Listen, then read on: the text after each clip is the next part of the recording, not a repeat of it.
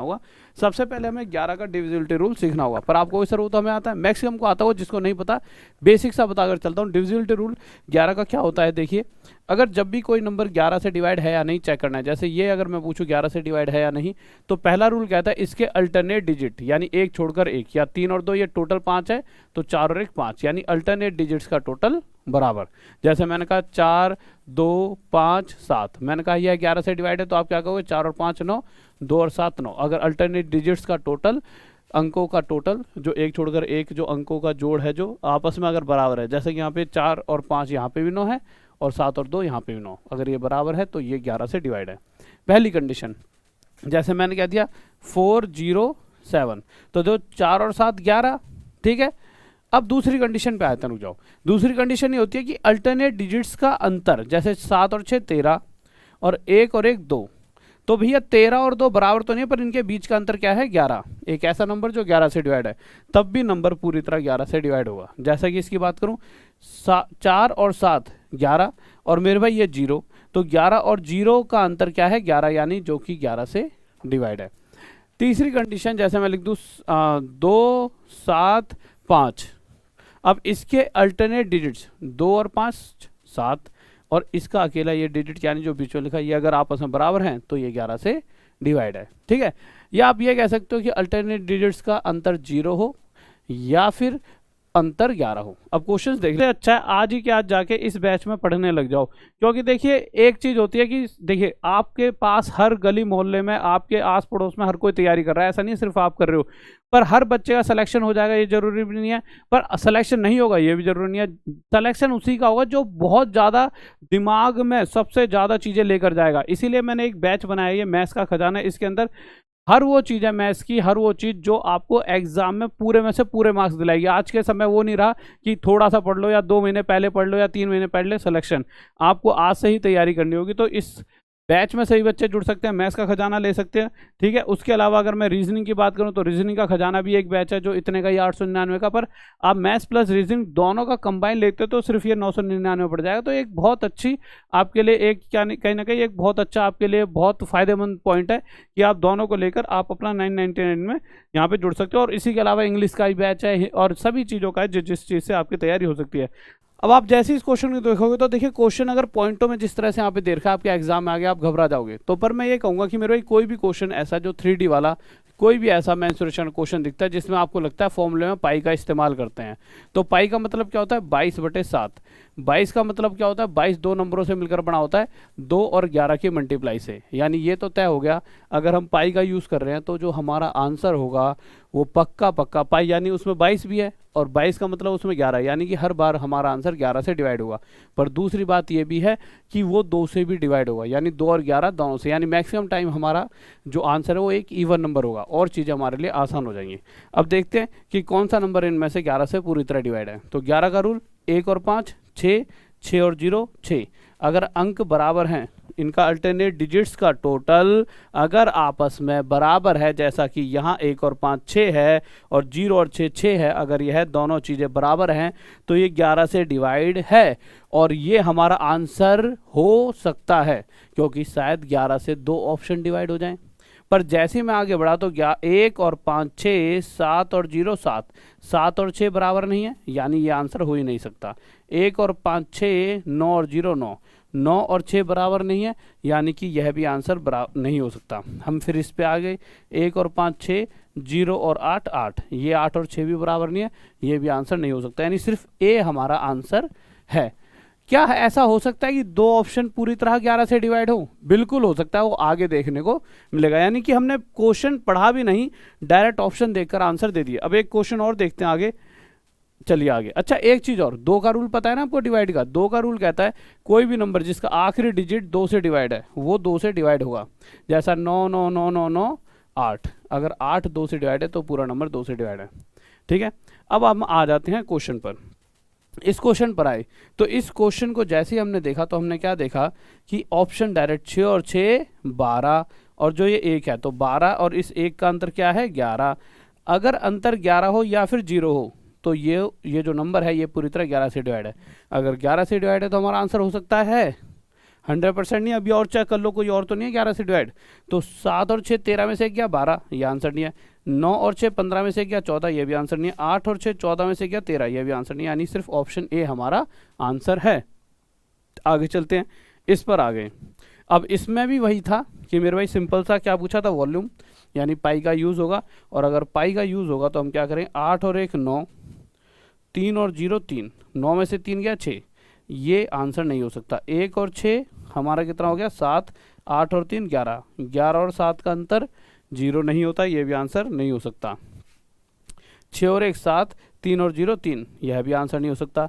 पर जब हम यहाँ पहुँचे तो देखिए 1 और 8 9 और 6 और 3 9, यानी कि अल्टरनेट डिजिट्स 1 और 8 भी 9 और 6 और 3 भी 9, अल्टरनेट डिजिट्स का टोटल अगर बराबर है तो गैप 0 हो जाएगा, अंतर 0।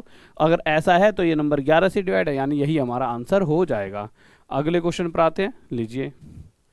अब हम इस क्वेश्चन पर आए तो इस क्वेश्चन में जब आप सभी ऑप्शंस पे निगाह मारोगे, अपने आप चेक करना एक बार, तो आप इस ऑप्शन पे जब पहुंचोगे तो अब आप चलो पहले से देखते चलते हैं।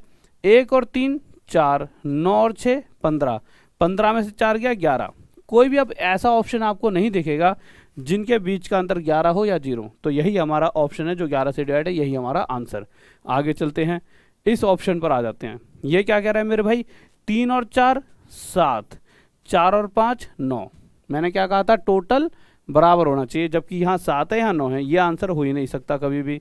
ठीक है, यहाँ पर आगे 3 और 4 हमारा हो गया 7 और 6 5 13, ये भी आंसर नहीं हो सकता हमारा कभी भी। यहाँ पर आगे 3 और 6 9 और 6 और 5 11, ये भी नहीं हो सकता। बट जब आप इस ऑप्शन पे आओगे तो 3 और 6 9, 4 और 5 9, और मैंने क्या कहा था, जैसा कि इस ऑप्शन में साफ साफ दिख रहा है, चाहे पॉइंटों में हमें मतलब ही नहीं है, कि 4 5 9 है, 3 6 9। अगर अल्टरनेट यानी एक छोड़कर एक डिजिट का टोटल आपस में बराबर है तो यह नंबर पूरी तरह हमारा 11 से डिवाइड है और यही हमारा आंसर हो जाएगा। परंतु अभी हम जैसे आगे जाएंगे, अभी 3 ऑप्शंस या 4 ऐसे दिखेंगे जो 11 से डिवाइड है, फिर हम क्या करेंगे।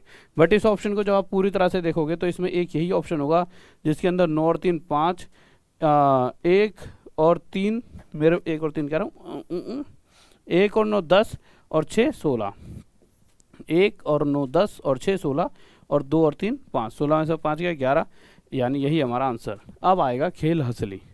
जब हम इस क्वेश्चन पर आए तो इस क्वेश्चन में चीज़ें थी सोचने वाली।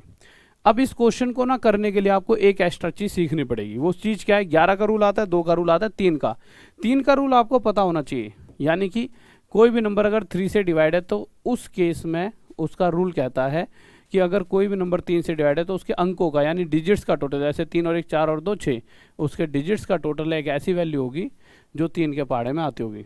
जैसे अगर मैं कह दूं कि 7 और 2 9 और 6, बताइए 3 से डिवाइड है तो आप क्या कहोगे, 7 और 2 9 और 6 15। अगर तीनों का टोटल 15, यानी 15 अगर 3 के पहाड़े में आता है तो ये पूरा नंबर भी 3 से डिवाइड होगा। अब हम क्वेश्चन पर आए। इस क्वेश्चन को जब आप ध्यान से देखोगे तो आप देखिए यही क्वेश्चन है जिसमें आपको सबसे ज़्यादा सीखने को मिलेगा। 8 और 4 12, 12 में से 1 गया 11, यानी ये ऑप्शन नंबर ए हमारा आंसर है, यह 11 से डिवाइड हो सकता है। हम सेकंड वाले पे गए, 6 और 2 6 4 10 में 2 गया 8, ये आंसर नहीं हो सकता।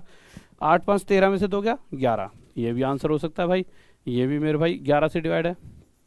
इस पर गए 9 4 13 में से 2 गया 9 4 13 में से 2 गया 11, डी ऑप्शन, ये भी हमारा आंसर हो सकता है। अब कैसे पता लगाया जाए कौन सा आंसर है कौन सा नहीं। सबसे पहली चीज़ अगर आपको जो देखनी है वो ये देखनी है कि मेरे भाई कि ये तीनों ही 11 से डिवाइड हैं, बात बिल्कुल सही है।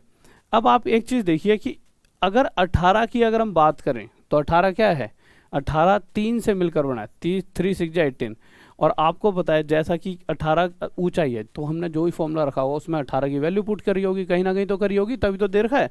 और जब इसको पुट करा होगा तो उसके अंदर 3 भी था। 3 होने का मतलब क्या है, जो आंसर है वो 3 से डिवाइड होना चाहिए। इनमें से कौन कौन 3 से डिवाइड हो रहा है, 8 और 1 9 4 13, 13 का भी 3 के पहाड़े में नहीं आता। 8 और 2 10 और 5 15, 3 के पहाड़े में होता है, ये आंसर हो सकता है। 9 और मेरे भाई 9 और 2 11 और 4 15, ये भी 3 के पहाड़े में आ रहा है, ये भी आंसर हो सकता है। यानी कि एक तो हमने ख़त्म कर दिया। अब इन दोनों में से एक हमारा आंसर होना चाहिए, पर मुझे पता है पाई यानी 22/7 में जो ये 22 है वो 11 और 2 की मल्टीप्लाई से मिलकर बनता है, यानी जो हमारा आंसर है वो 11 से भी डिवाइड होगा और साथ ही साथ 2 से डिवाइड होने का मतलब है वो एक इवन नंबर। क्या ये 2 से डिवाइड है? कभी नहीं, क्योंकि पीछे 5 है। क्या ये 2 से डिवाइड है? बिल्कुल, 4 2 से डिवाइड होता है ना, यही हमारा डायरेक्ट आंसर है।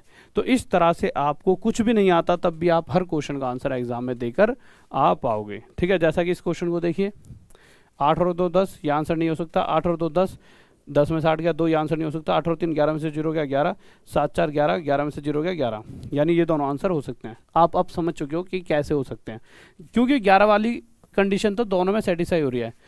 अब मेरे भाई इन दोनों में से जो 2 से डिवाइड हो जाएगा, तो 2 से सिर्फ ये डिवाइड है, यानी यही हमारा आंसर होगा। ठीक है, 7 तो है नहीं 2 से डिवाइड, तो यही हमारा आंसर, विद इन सेकंड हमारा आंसर। अच्छा है आज ही के आज जाके इस बैच में पढ़ने लग जाओ, क्योंकि देखिए एक चीज़ होती है कि देखिए आपके पास हर गली मोहल्ले में, आपके आस पड़ोस में हर कोई तैयारी कर रहा है, ऐसा नहीं सिर्फ आप कर रहे हो। पर हर बच्चे का सिलेक्शन हो जाएगा ये जरूरी भी नहीं है, पर सिलेक्शन नहीं होगा ये भी जरूरी नहीं है। सिलेक्शन उसी का होगा जो बहुत ज़्यादा दिमाग में सबसे ज़्यादा चीज़ें लेकर जाएगा। इसीलिए मैंने एक बैच बनाया है, ये मैथ्स का खजाना। इसके अंदर हर वो चीज़ है मैथ्स की, हर वो चीज़ जो आपको एग्जाम में पूरे में से पूरे मार्क्स दिलाएगी। आज के समय वो नहीं रहा कि थोड़ा सा पढ़ लो या 2 महीने पहले पढ़ लो या 3 महीने पहले सिलेक्शन, आपको आज से ही तैयारी करनी होगी। तो इस बैच में सभी बच्चे जुड़ सकते हैं, मैथ्स का खजाना ले सकते हैं। ठीक है, उसके अलावा अगर मैं रीजनिंग की बात करूं तो रीजनिंग का खजाना भी एक बैच है जो इतने का ही 899 का, पर आप मैथ्स प्लस रीजनिंग दोनों का कंबाइन लेते हो तो सिर्फ ये 999 पड़ जाएगा। तो एक बहुत अच्छी आपके लिए एक कहीं ना कहीं एक बहुत अच्छा आपके लिए बहुत फायदेमंद पॉइंट है कि आप दोनों को लेकर आप अपना 999 में यहाँ पे जुड़ सकते हो। और इसी के अलावा इंग्लिश का भी बैच है और सभी चीज़ों का है जिस चीज़ से आपकी तैयारी हो सकती है।